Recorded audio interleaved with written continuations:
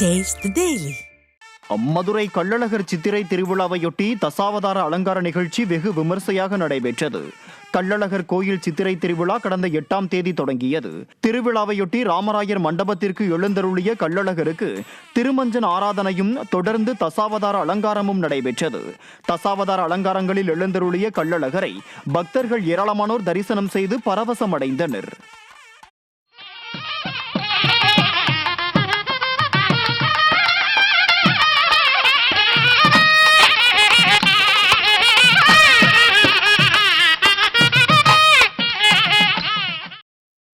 காஞ்சிபுரம் கச்சபேஸ்வரர் திருக்கோயிலில் உத்திர பெருவிழா உற்சவத்தில் வெள்ளித்தேர் பவனி விமர்சையாக நடைபெற்றது.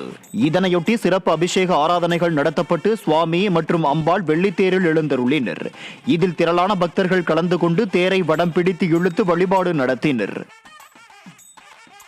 வேலூர் மாவட்டம் குடியாத்தத்தில் கெங்கையம்மன் கோயில் தேர் திருவிழா கோலாகலமாக நடைபெற்றது.